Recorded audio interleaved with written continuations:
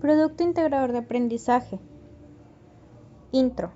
En este producto integrador de aprendizaje se busca reforzar lo aprendido durante el semestre, como son los circuitos eléctricos solucionados por el método propuesto en clase. Otro punto es que tenemos que realizar una simulación de dichos ejercicios para comprobar que sean solucionados de manera correcta. Se realizará una tabla en la que se compara los resultados obtenidos de manera física con los resultados que se obtengan al realizar las simulaciones de los mismos ejercicios. También te daremos una breve explicación de cada ejercicio solucionado. Leyes de Kirchhoff. En los circuitos eléctricos hay que añadir a la ley de Ohm las fórmulas de las ecuaciones que se derivan de aplicarse las leyes de Kirchhoff. Para entender las leyes de Kirchhoff, primero hay que definir algunos términos. Nodo es el punto de la red en que hay unión eléctrica entre tres o más conductores. Rama es el tramo de circuito comprendido entre dos nodos. Lazo es la parte del circuito que puede recorrer sin pasar dos veces por el mismo punto, volviendo siempre al punto de partida. Malla es un caso particular de un lazo en el cual no existe ninguna rama en su interior. Leyes de Kirchhoff. Primera ley de Kirchhoff. La suma de las intenciones o corrientes que entran en un nodo es igual a la suma de las corrientes o intensidades que salen de él. Segunda ley de Kirchhoff. La suma de cada una de las diferencias de potencial en cada uno de los elementos que componen un circuito cerrado es igual a cero. Circuito en serie. Los circuitos en serie a veces se denominan acoplados por corriente o acoplados en cadena. La corriente en un circuito en serie atraviesa todos los componentes del circuito. Por lo tanto, todos los componentes en una conexión en serie llevan la misma corriente. La característica principal de un circuito en series es que solo tiene una ruta en la que su corriente puede fluir. Abrir o romper un círculo en serie en cualquier punto hace que todo ese circuito se abra y deje de funcionar. Por ejemplo, si incluso una de las bombillas de una cadena de luces de árboles de Navidad de estilo más antiguo se apaga o se quita, la cadena entera deja de funcionar hasta que se reemplaza dicha bombilla. Circuito en paralelo. Se habla de conexión en paralelo de un circuito recorrido por una corriente eléctrica cuando varios conductores o elementos se hayan unido paralelamente, mejor dicho, con sus extremos comunes. En un circuito en paralelo, cada receptor conectado a la fuente de alimentación lo que está de forma independiente al resto. Cada uno tiene su propia línea, aunque haya parte de esa línea que sea común a todos. Este tipo de circuito también recibe el nombre de divisor de corriente.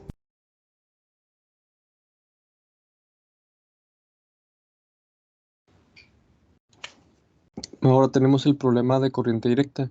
En este primer problema tenemos a continuación un problema de corriente directa que para este tenemos que sacar el voltaje, corriente y potencia. Como podemos ver aquí empezamos con voltaje. Tenemos que para voltaje es igual a 25 volts y para sacar el voltaje de R2 tenemos que dividir 1 entre cada resistencia que tenemos, apoyándonos con la tabla que tenemos aquí al lado que nos dice que la resistencia 1 es igual a 850 ohms. La resistencia 2 es igual a 660 ohms. La resistencia 3 es igual a 330 ohms. La resistencia 4 es igual a 250 ohms y la resistencia 5 es igual a 700 ohms. Y aquí podemos ver anotado con todos los datos que nos da como resultado 14.067 volts.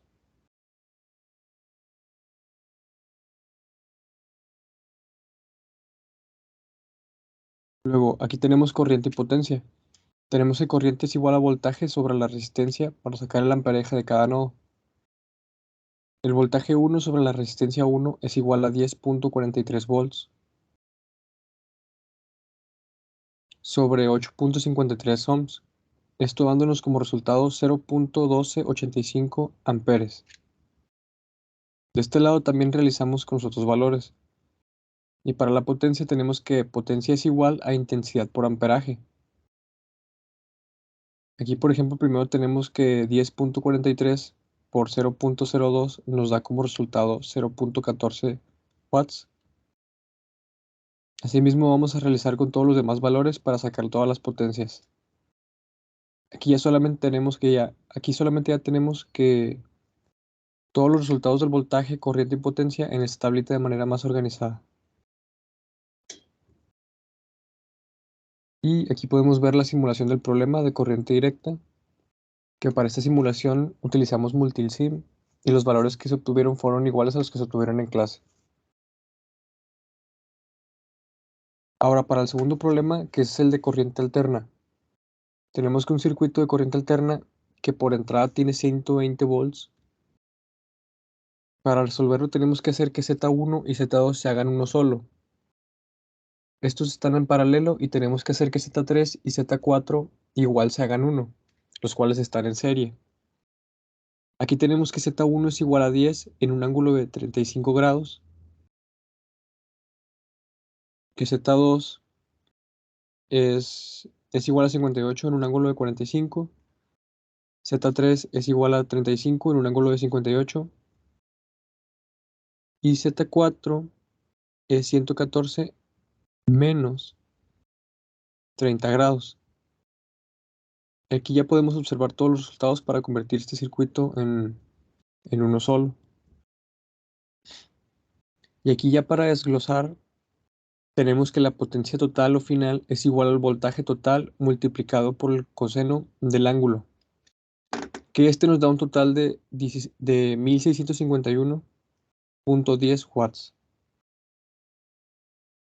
Y ya por último, aquí tenemos la simulación del problema de corriente alterna. Y la conclusión. Y como se ha visto, se sabe que la corriente eléctrica es un concepto muy importante de la vida del ser humano, ya que ésta está presente en todo momento del día. La electricidad se ha convertido en la vida diaria más fácil y más cómoda, sin embargo, no se conoce como tal el concepto y cómo es que llega a cada una de las casas del mundo. Este curso ha sido muy útil para conocer estos conceptos y la aplicación de ellos, además de que a lo largo del semestre se abordaron diferentes temas que fueron útiles para la resolución de estos ejercicios, además que la práctica y teoría ayudan a formar mejores ingenieros.